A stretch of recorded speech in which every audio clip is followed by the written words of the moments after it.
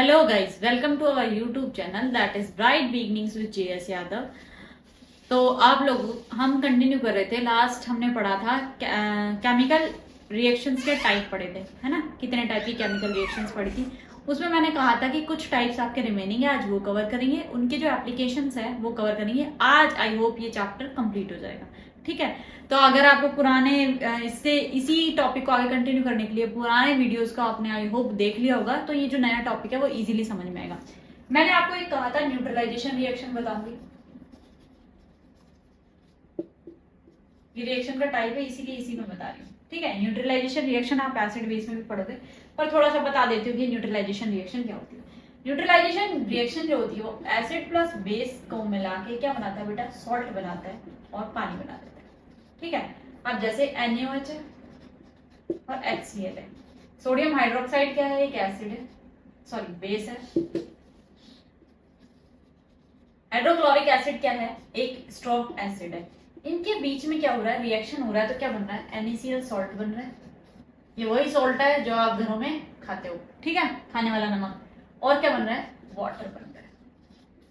तो इसके अंदर एसिड और बेस की प्रॉपर्टी खत्म हो रही है। देखो, जब आप पीएच पढ़ोगे तो ये देखोगे कि एसिड्स की जो पीएच है वो 7 से कम क्या होती है, कम होती है, ठीक है। और जो बेस है उसकी पीएच क्या होती है, 7 से ज्यादा होती है, ग्रेटर देन 7 होती है।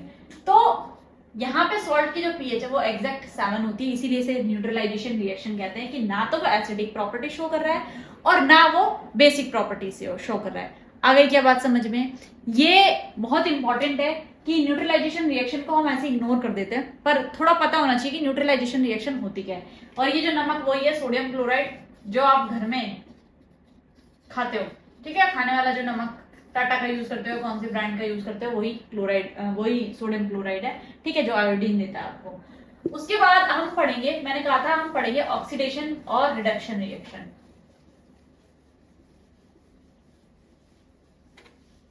अब बात करते हैं, इनको मिला के तो रिडॉक्सिडेशन कहते हैं। पहले ऑक्सीडेशन की बात कर लेते हैं, फिर रिडक्शन की बात करेंगे। पहले हम जनरल वे में बात कर लेते हैं। Addition of oxygen and removal of hydrogen.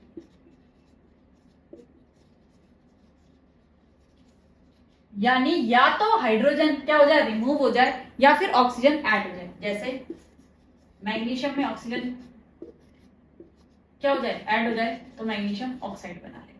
आगे बात समझ में, ठीक है। और क्या बन जाए, और सोडियम के अंदर ऑक्सीजन मिलाऊं तो क्या बन जाए, ठीक है, ये बन जाए, ठीक है। तो ये क्या है, सोडियम ऑक्साइड बन गया। यानी इनके अंदर क्या हो रहा है, इन रिएक्शंस के अंदर क्या हो रहा है बेटा, किसका एडिशन हो रहा है, ऑक्सीजन का एडिशन हो रहा है, ठीक है। इनके अंदर ऑक्सीजन का एडिशन हो रहा है। अब देखो, और हाइड्रोजन का रिमूवल हो जाए, O2, तो क्या हो जाए, ये बन जाए H2O प्लस सल्फर गैस निकल जाए, ठीक है, सॉरी सल्फर डाइऑक्साइड बन जाए और H2 गैस का रिमूवल हो जाए। तो ये भी क्या हो रहा है, H2 गैस का रिमूवल हो रहा है या हाइड्रोजन का रिमूवल हो रहा है। दूसरी चीज है रिडक्शन। रिडक्शन क्या होता है, रिडक्शन का मतलब होता है या तो क्या हो जाए, एडिशन ऑफ हाइड्रोजन और रिमूवल ऑफ ऑक्सीजन, ठीक है। अब इसके एग्जांपल देख लेते हैं।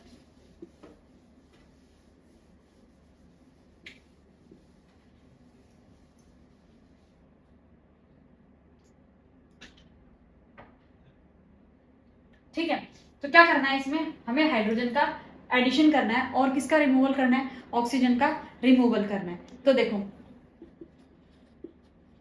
H2S गैस बन जाए, हाइड्रोजन सल्फाइड गैस बन जाए। तो क्या हो रहा है इसमें, हाइड्रोजन का एडिशन हो रहा है सल्फर के अंदर, ठीक है। और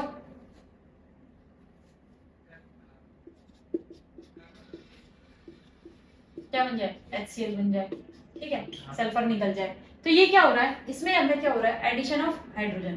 अब इसके बाद एक और चीज करते हैं, इसी के बेसिस पर रेडॉक्स रिएक्शन। क्या, redox reaction.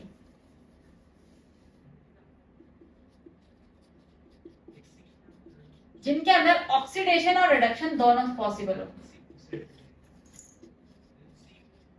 Oxidation and reduction दोनों एक साथ हो।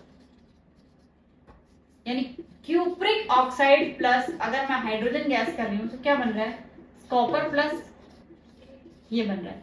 तो इसके अंदर क्या हो रहा है, यहाँ पे क्या हो रहा है, देखो बेटा ये क्या हो रहा है, यहाँ पे ऑक्सीजन का एडिशन हो रहा है, तो ये क्या हो रहा है, ऑक्सीडेशन हो रहा है। और यहाँ पे क्या हो रहा है, रिडक्शन हो रहा है, रिमूवल ऑफ, क्या हो रहा है, रिमूवल ऑफ ऑक्सीजन हो रहा है। तो जो कॉपरिक ऑक्साइड है, देखो ऑक्सीडाइजिंग और रिड्यूसिंग क्या होते हैं, जो सेल्फ रिड्यूस हो जाते हैं, ठीक है, लेकिन होते कौन से, रिड्यूसिंग एजेंट की तरह काम करते हैं, जिनका खुद का रिडक्शन होता है, पर वो क्या होते हैं, ऑक्सीडाइजिंग एजेंट। तो ये क्या होगा, ऑक्सीडाइजिंग एजेंट, और ये क्या होगा, रिड्यूस्ड होगा या रिड्यूसिंग एजेंट होगा, है ना। तो यहाँ पे क्या हो रहा है कि ऑक्सीडेशन और रिडक्शन तो समझ में आ गया, लेकिन ऑक्सीडाइजिंग और रिडक्शन या रिड्यूस जो होंगी चीजें, है ना, रिड्यूस जो होंगे वो जस्ट इसके अपोजिट होंगे, ठीक है। इसको एक प्रॉपर्टी के थ्रू और समझ सकते हैं हम, कैसे, हम इलेक्ट्रॉन्स की बात करें, क्या करें हम, इलेक्ट्रॉन्स की बात करें, मेरी बात ध्यान से सुनना। ऑक्सीडेशन के अंदर क्या होगा,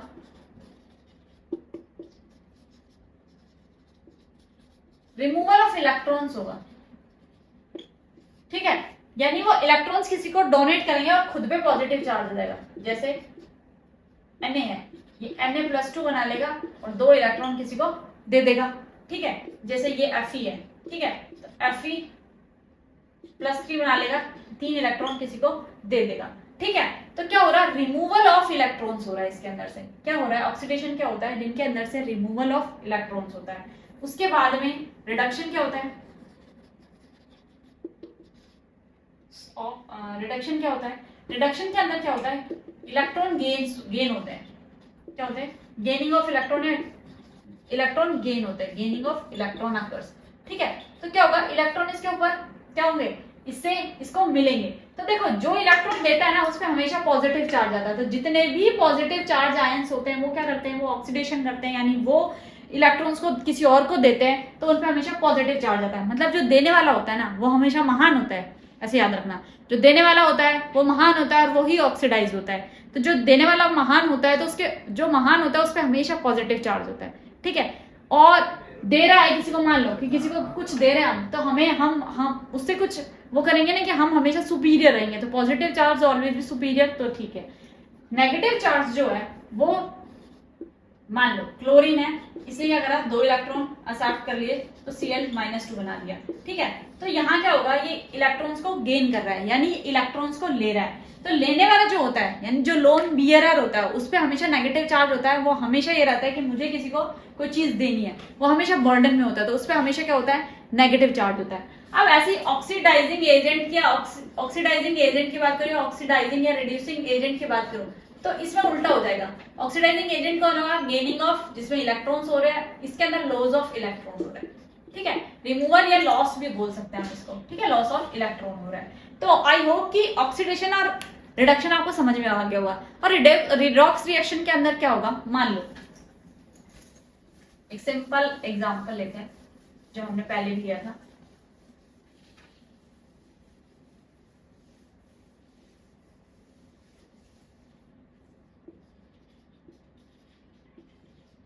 क्या बन रहा है, ZnSO4 बन रहा है, और है ना। तो कॉपर का क्या आ रहा है, +2 चार्ज आ रहा है। तो Zn जो है वो क्या हो जाएगा, ये यहाँ पे रिड्यूसिंग एजेंट की तरह काम करेगा और वो ऑक्सीडाइजिंग एजेंट की तरह काम करेगा, ठीक है। तो यही आपको ध्यान रखना है कि ऑक्सीडाइजिंग एजेंट Zn है और ये है, लेकिन ऑक्सीडेशन और रिडक्शन किसका हो रहा है, ऑक्सीडेशन प्लस चार्ज आ रहा है तो कॉपर का हो रहा है, और रिडक्शन जिंक का हो रहा है। तो ये चीज आपको क्या क्लियर करेगी कि ऑक्सीडेशन और इस ओवरऑल रिएक्शन को, जिसके अंदर एक साथ ऑक्सीडेशन और रिडक्शन होता है, उसे हम क्या कहते हैं, रिडॉक्स रिएक्शन कहते हैं, ठीक है।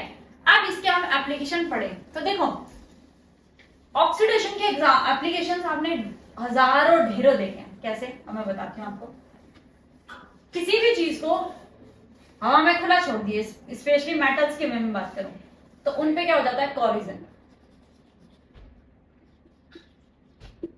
कोरिजन हो जाता है। देखो कैसे हो जाता है, आयरन है, आयरन के ऊपर वो जब ऑक्सीजन से रिएक्ट करता है तो जो आयरन होता है वो देखा होगा उसका कलर ग्रेश सिल्वरिश होता है ना, और उसके ऊपर ब्लैक ब्राउन कलर की लेयर हो जाती है। वो किसकी वजह से होती है? इस ऑक्सीजन की वजह से उसका ऑक्सीडेशन हो जाता है। ठीक है, इस वजह से Fe2O3 बन जाता है, फेरिक ऑक्साइड बन जाता है, जिसकी वजह से उसका कलर कैसे हो जाता है? वो डिटोरिएट हो जाता है। दूसरी बात आपने देखा होगा, हम चांदी जो पालते हैं यानी सिल्वर, सिल्वर क्या होता है? सिल्वर ऑक्सीजन से रिएक्ट करके ब्लैक हो जाता है। यानी जब आप न्यूली कोई रिंग लाए हो उसकी सिल्वर की, नॉर्मल सिल्वर की रिंग लाए हो, एंकलेट्स लाए हो, है ना, तो वो क्या होती है, या फिर कुछ गले में चेन वेन पहन रखे, आपने पेंडेंट पहन रखा है जो कि नॉर्मल सिल्वर का है, व्हाइट सिल्वर की मैं बात नहीं करी, तो वो क्या होती है बेटा? वो ब्लैक हो जाती है। क्यों ब्लैक हो जाती है? क्योंकि वो ऑक्सीडाइज हो जाती है। ऐसे ही मैग्नीशियम रिबन की बात करो, या मैग्नीशियम रिबन का आपने एग्जाम्पल पढ़ा था, तो उसके ऊपर भी क्या होता है? वो ऑक्सीजन से रिएक्ट करके क्या कर लेता है? उसके ऊपर क्या कर लेता है? एक लेयर बना देता है ना। उस लेयर की वजह से क्या होता है? वो मेटल जो है वो डिटोरिएट हो जाता है, उसकी सेल्फ लाइफ जो है वो क्या हो जाती है? खत्म होने स्टार्ट हो जाती है, वो डिग्रेड होना स्टार्ट कर देता है। ठीक है, तो एक और चीज, अगर आयरन जो है Fe जो है वो ऑक्साइड बना रहा है ना ऑक्सीजन के रिएक्ट से, तो Fe2O3 जो बन रहा है, ठीक है, तो वो जो चीज है वो क्या हो रही है? ये क्या है? ये इसके अंदर क्या कहलाता है? रस्टिंग कहलाता है। क्या कहलाता है? Rusting of iron. ठीक है, इस रस्टिंग और कोरोजन को रोकने के लिए आप क्या क्या मेथड्स, इसको प्रिवेंशन के लिए क्या क्या यूज कर सकते हो? Oiling, painting, greasing, electroplating.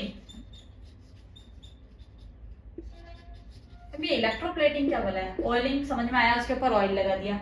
Painting समझ में आया, उसके ऊपर ऑयल पेंट कर दिया। ग्रीजिंग समझ में आया, उसके ऊपर ग्रीज लगा दी। ठीक है, इलेक्ट्रोप्लेटिंग क्या चीज है?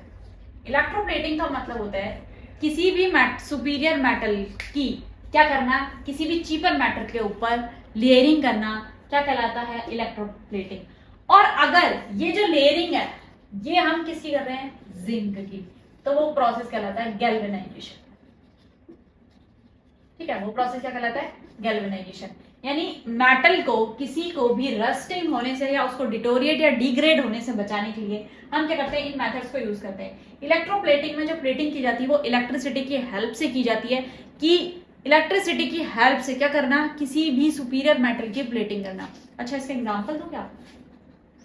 आपके जो टैप्स लगी होती है बाथरूम में, किचन में, सिंक में, है ना, वो टैप्स देखोगे वो देखने में बहुत सुंदर लगते हैं, है ना।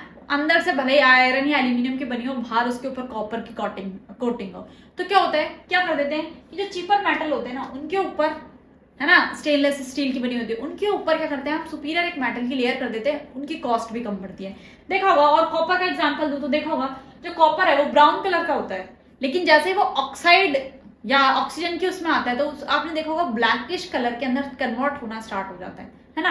तो वो किसकी वजह से है? वो ऑक्सीजन से रिएक्ट करके क्या बना लेता है? ऑक्सीडाइज हो जाता है, और वो आपके लिए हार्मफुल होते हैं। तो मेटल को डिग्रेड होने से बचाने के लिए आप क्या कर सकते हो? ऑयलिंग कर सकते हो, पेंटिंग कर सकते हो, ग्रीजिंग कर सकते हो, इलेक्ट्रोप्लेटिंग कर सकते हो, या फिर जिंक की लेयर चढ़ा रहे हो तो उस प्रोसेस को आप क्या कहेंगे? गैल्वेनाइजेशन कहेंगे। आ गई बात समझ में? आई होप यहाँ तक बात समझ में आ गई होगी। इस चैप्टर का जो है वो लास्ट टॉपिक है रैन एसिडिटी। रेंसिडिटी क्या होता है? रेंसिडिटी क्या होता है कि देखो, जो ऑयली और फैटी फूड होते हैं, मैं क्या बात कर रही हूँ? ऑयली और फैटी फूड जो होते हैं, अगर उन्हें मॉइस्चर के कांटेक्ट में ले आया जाए तो क्या हो जाते हैं? डिग्रेड हो जाते हैं। वो कैसे हो जाते हैं? मॉइस्चर को गेन कर लेते हैं। ठीक है, उनका टेस्ट जो हो जाता है वो बेकार हो जाता है, बेकार हो जाता है ना टेस्ट, तो वो क्या कहलाता है? रेन एसिडिटी कहलाता है। अब देखो इसका एग्जांपल देखना, चिप्स और कुरकुरे आप सब खाते हो, नमकीन भी खाते हो, ठीक है, तो जिपलॉक बैग के अंदर होती है, उस जिपलॉक बैग को एक दिन खुला छोड़ देना, या उस नमकीन को थोड़ी सी को कटोरी में डाल के 2 दिन के लिए रख देना। ठीक है, वो ऑक्सीजन से रिएक्ट करके वो कहते हैं ना सीली सीली नमकीन हो गई। ठीक है, चिप्स कुरकुरे के पैकेट मान लो आपने आधा खाया और आधा रख दिया, तो नेक्स्ट डे कैसा हो जाता है? फर्स्ट डे आप खाते हो तो वो कितना क्रिस्पी होता है, उसकी क्रिस्पनेस खत्म हो जाती है, उसका टेस्ट भी क्या हो जाता है? डिग्रेड हो जाता है। ये क्या कहलाता है? Rain acidity. ये किस वजह से होता है? इसी ऑक्सीजन की वजह से होता है कि जो भी खाना है, फूड मटेरियल है, वो क्या हो जाता है? फूड मटेरियल स्पॉइलेज होना स्टार्ट हो जाता है, यानी खराब होना स्टार्ट हो जाता है। और बाद में अगर ये स्पॉइल फूड आपने खा लिया तो ये आपके क्या कहते हैं, फूड पॉइजनिंग का कॉज हो जाता है। ठीक है, क्योंकि माइक्रोब्स और मॉइस्चर की एक्टिविटी होती है, जैसे ही कोई खाना है ना मॉइस्चर के कांटेक्ट में आएगा ना, तो ऑटोमेटिकली उसमें माइक्रोब्स की एक्टिविटी स्टार्ट हो जाती है, या वो डिग्रेड होना या डिटोरिएट होना स्टार्ट हो जाता है। अच्छा ठीक है भाई, ये भी बात ठीक है। अब राइनोसिडिटी का प्रिवेंशन कैसे करोगे? देखो इस टॉपिक में सिर्फ समझना है, लिखने लायक कुछ है नहीं। ठीक है, अब प्रिवेंशन कैसे करोगे? वैक्यूम क्रिएट करके, packed in air tight ziplock bags. ठीक है, एयर टाइट या वैक्यूम क्रिएट कर दो। कैसे करोगे? उस वहां से आप ऑक्सीजन को हटा दो। जितने भी चिप्स कुरकुरे के पैकेट हैं उनके अंदर आपने देखा होगा क्या होता है, वो बहुत फूले होते हैं, चिप्स तो इतनी सी निकलती है ना, और वो हवा उसमें इतनी सारी भरी होती है। वो हवा क्या होती है? Nitrogen gas. क्या होती है? Nitrogen gas. उस खाने को स्पॉइलेज से बचाने के लिए क्या डाला जाता है? उसके अंदर वैक्यूम क्रिएट कर दिया जाता है, नाइट्रोजन गैस डाल दी जाती है, जिससे क्या होता है कि ऑक्सीजन उससे रिएक्ट नहीं कर पाती, तो वो जो मटेरियल है या फैटी एसिड्स जो है वो ऑक्सीडाइज नहीं हो पाते। दूसरा बात है, कैन्स के अंदर डाल दो, पैक्ड इन कैन्स, कैन्स के अंदर पैक्ड कर दो।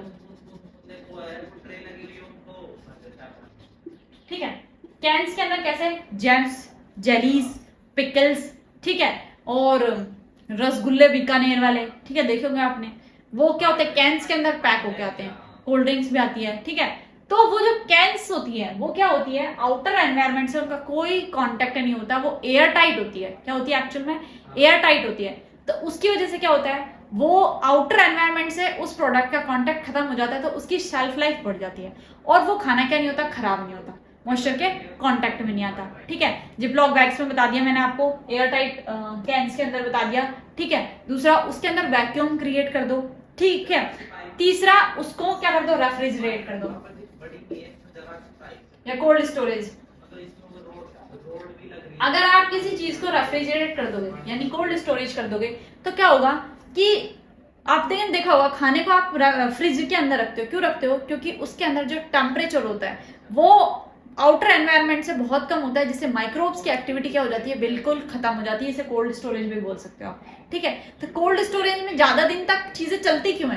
क्योंकि वहां का टेम्परेचर जो नॉर्मल ऑप्टिमम टेम्परेचर होता है उससे बहुत ज्यादा कम होता है। वहां पे माइक्रोब्स की एक्टिविटी नहीं होती, ऑक्सीजन से रिएक्शन नहीं होती, और मेटाबॉलिक एक्टिविटीज क्या हो जाती है? बिल्कुल स्लो हो जाती है। उस फ्रूट की या उस जो भी सामान आपने फ्रिज के अंदर रखा है, तो वो क्या नहीं होता? डिग्रेड नहीं होता, डिटोरिएट नहीं होता। ठीक है, और अगर मैं फूड प्रिजर्वेशन पे बात करूं तो देखा होगा आपने, और ये थोड़े आपके टॉपिक नहीं है पर फिर भी आपको बताना चाहिए जनरल साइंस के लिए। जैसे फूड प्रिजर्वेशन देखा होगा आपने, जो पिकल्स के अंदर आप सॉल्ट ऐड करते हो, जैम्स और स्क्वैश और जेलीज के अंदर शुगर ऐड करते हो by adding sugar, by adding salt. जो ये नॉनवेज फूड मटेरियल होता है, फिश वगैरह, उनके ऊपर सॉल्ट डाल दिया जाता है ताकि क्या हो? मेटाबॉलिक एक्टिविटीज कम हो जाए। ठीक है, नॉर्मली पिकल्स के अंदर ऑयल डाला जाता है, जो मम्मियां घर पे अचार बनाती हैं। ठीक है, तो वो रिच इन ऑयल क्यों डाला जाता है? बहुत सारी चटनीज होती हैं है ना, जिनके ऊपर ऑयल का तड़का दिया जाता है ताकि वो क्या नहीं हो? डिग्रेड नहीं हो। तो ये जो स्पाइसेस हैं आपके, ऑयल है, शुगर है, सॉल्ट है, ये क्या काम करते हैं? उस खाने को खराब होने से बचाते हैं। ठीक है, उसकी शेल्फ लाइफ बढ़ाते हैं। तो देखा होगा हरियाणवीज जो है मोस्टली वो तो सिंपल फूड खाते हैं, बट इधर राजस्थानी जो है वो बहुत ऑयली, स्पाइसी, ऐसा चटपटा सा खाना खाते हैं। तो उनका क्या, उनके खाने की सेल्फ लाइफ थोड़ी ज्यादा होती है। हम थोड़े डिसेंट और सिंपल लेवल का फूड खाते हैं, तो उस खाने की जो शेल्फ लाइफ है वो थोड़ी कम होती है। तो वही वाली चीज है कि आप स्पाइसेस और सॉल्ट और शुगर ऐड करते हो, तो क्या काम करता है? खाने को प्रिजर्वेटिव। दूसरी बात है, आप प्रिजर्वेटिव डाल सकते हो, जैसे सोडियम बेंजोएट है, BHA है। अब ये प्रिजर्वेटिव्स क्या है? केमिकल्स है बेटा। ठीक है, सोडियम बेंजोएट है, BHA है, BHA2 है, ये क्या करते हैं? उस खाने को उसकी जो माइक्रोब्स की एक्टिविटी है उसे बिल्कुल ही कर देते हैं, स्टॉप कर देते हैं, और उस खाने को प्रिजर्व करने का काम करते हैं। मॉइस्चर से कांटेक्ट होता नहीं है तो क्या होता है? वो ऑक्सीडाइज नहीं होता। ठीक है, तो ये भी खाने के अंदर देखा होगा, जो आप जैम्स और जेलीज और जो चीजें लाते हैं ना, उसके ऊपर जो लिखा हुआ होता है ना, उन्हें पढ़ा करो, उससे पता चल जाएगा कि कौन कौन से यूज्ड एज प्रिजर्वेटिव। ये हमने प्रिजर्वेटिव के लिए डाला है ताकि क्या नहीं हो? खाना खराब नहीं हो या फूड स्पॉइलेज नहीं हो। ठीक है, तो ये चीज है, ये रेनिसिडिटी से आपको बचा सकता है। ठीक है, तो इस टॉपिक के अंदर बस यही था। इसके अंदर 6 मार्क्स का क्वेश्चन आएगा, जिसमें से टाइप्स ऑफ रिएक्शन की एक्टिविटीज देख लेना, इक्वेशन को बैलेंस करना जरूर से जरूर सीख लेना। कोरिजन क्या होता है, ऑक्सीडेशन और रिडक्शन से अभी तक तो क्वेश्चन 2-4 सालों में देखा नहीं है, पर हो सकता है कि बाय लक आपसे पूछ लिया जाए कि आयंस के थ्रू कैसे होता है कि कौन इलेक्ट्रॉन गेन करता है, कौन इलेक्ट्रॉन लूज करता है, तो ये सारी चीजें आपको बहुत अच्छे से पता होनी चाहिए। ठीक है। दूसरी बात, इसमें से मेनली जो इस साल जो क्वेश्चन आया था वो आया था एक्टिविटी बेस्ड क्वेश्चन आया था। ठीक है। कौन सी रिएक्शन हो रही है, डिस्प्लेसमेंट हो रही है, डबल डिस्प्लेसमेंट हो रही है, क्यों हो रही है, इसका कलर, इसमें प्रेसिपिटेशन बनेगा या नहीं बनेगा, ये सॉल्यूशन का कलर चेंज होगा। तो ये देख लेना, ये टाइप्स ऑफ रिएक्शन बहुत अच्छे से पढ़ लेना, बैलेंसिंग ऑफ इक्वेशन सीख लेना, 1 मार्क में या एमसीक्यू में पूछा जा सकता है। 6 नंबर के इस ओवरऑल चैप्टर में मैंने सारे जितने भी टॉपिक्स हैं वो पूरा क्लियर करने की आपको बहुत अच्छे से कोशिश की है। तो आई होप आपको ये वीडियो अच्छी लगी हो, तो इसे ज्यादा से ज्यादा शेयर कीजिएगा, चैनल को सब्सक्राइब कीजिएगा, वीडियो को लाइक कीजिएगा। Thank you.